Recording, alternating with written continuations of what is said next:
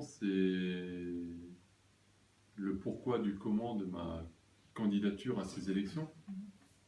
Il faut savoir que donc j'étais délégué de circonscription Les Républicains, je me répète, et quel était le rôle du délégué de circonscription? C'était d'animer la vie politique sur l'ensemble de la circonscription. D'animer la vie politique, bien sûr, des Républicains sur l'ensemble de la circonscription. Donc on a organisé les primaires en début d'année.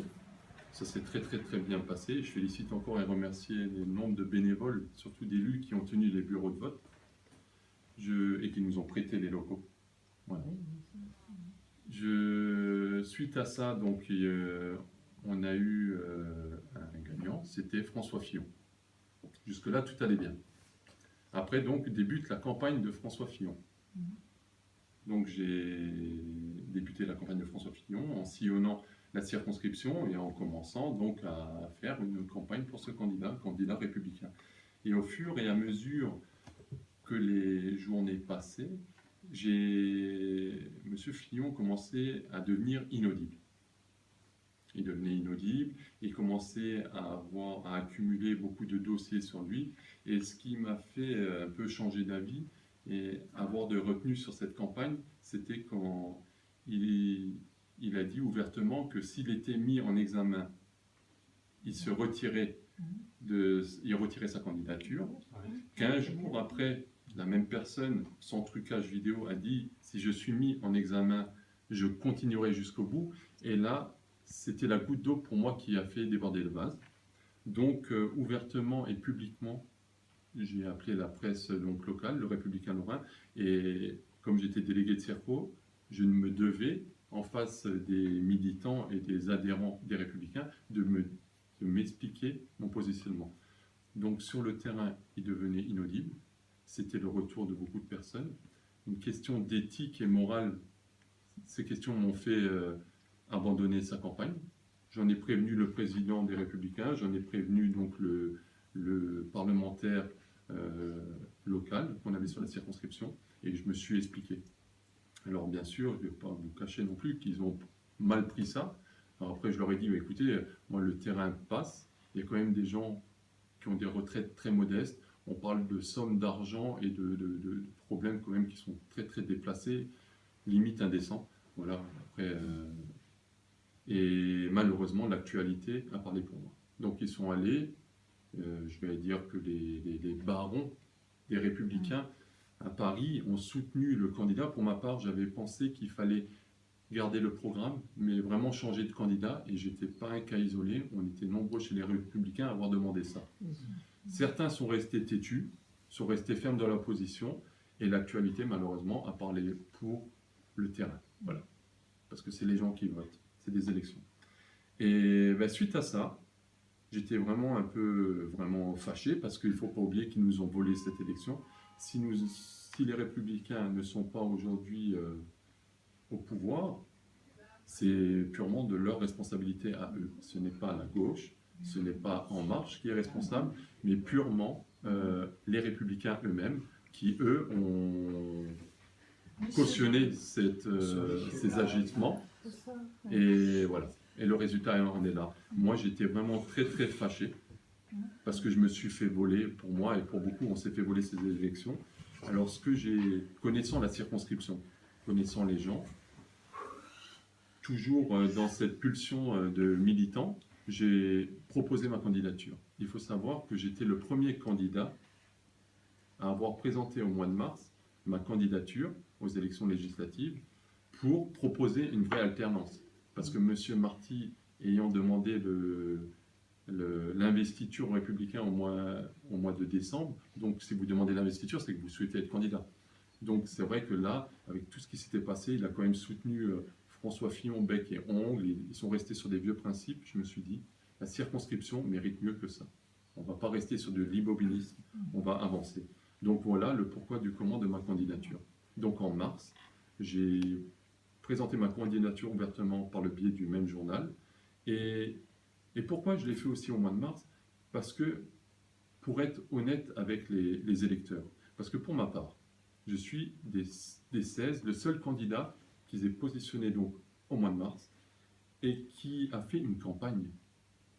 Et je n'ai pas attendu les résultats des élections présidentielles pour savoir où je vais me positionner, de quelle investiture je vais prendre, etc. J'avais des convictions, j'avais des idées, donc je les ai défendues. C'est ce qu'on défend là aujourd'hui. Donc, on a fait une campagne, 4 mois de campagne. Sur ces 4 mois de campagne, sur les 261 communes, j'ai rencontré 200 élus. J'ai rencontré les différents intervenants du département, de la région, les élus du département de la région. J'ai rencontré aussi un panel de personnes, artisans, ouvriers, petits commerçants, retraités, agriculteurs, etc. Donc ce panel de personnes nous ont porté leurs préoccupations.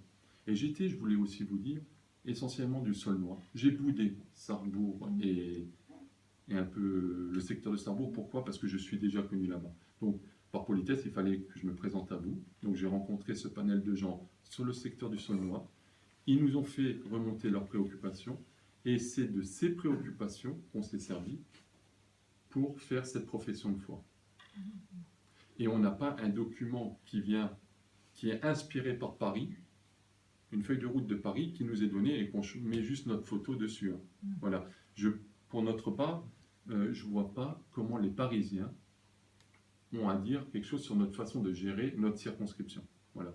C'est moi le rôle du député, c'est bien de faire remonter à l'Assemblée nationale les préoccupations de notre circonscription, de tout ce panel de personnes. Voilà.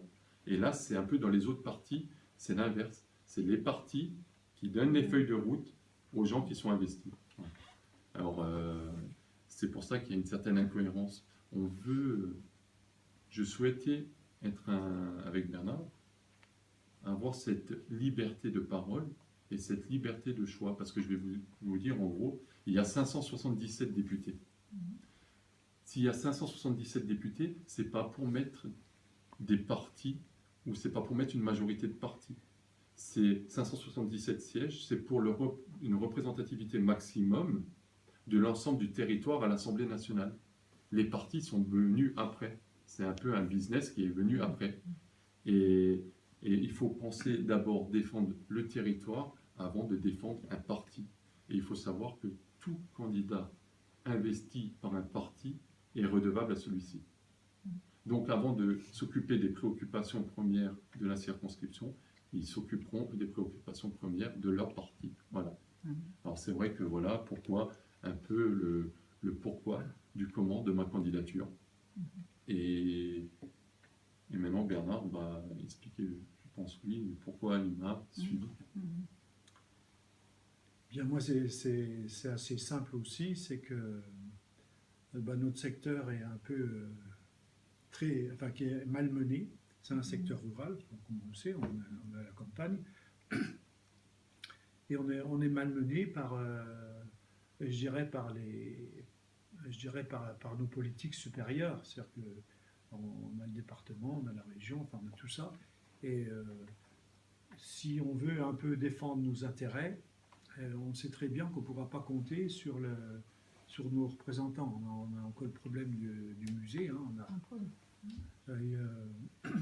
Donc, si on n'est jamais mieux défendu pour soi-même, par soi-même. Donc, il fallait aller, je dirais, au charbon. Et quand Cédric m'a proposé de devenir son colistier, j'ai dit oui tout de suite. Bon, j'ai pas dit oui tout de suite, mais en moi-même, j'avais déjà dit oui. C'est vrai que, voilà. Et bon, après, je dirais que représenter un territoire, c'est quand même important. Parce que c'est porter une parole, c'est porter, je dirais, des demandes. Et comme disait Cédric, bon, quand on voit M. Marty, tous les députés en principe, ils viennent nous voir une fois tous les 5 ans quand il faut voter. Et puis voilà, le restant des autres années, on ne voit plus personne. Et quand on demande, il n'y a rien. Il n'y a rien qui se passe. On nous dédaigne. Donc, il faut qu'on se débrouille nous-mêmes. Et la meilleure solution pour le faire, c'est de prendre la place et de se présenter devant le suffrage universel. Hein, voilà. C'est la meilleure solution. Alors on défendra bien sûr notre petit territoire du Saulnois, mais toute la circonscription, bien sûr si on est élu, je compte sur vous pour faire le bon geste, le 11 et le 18, n'est-ce pas? Pas de problème. Voilà.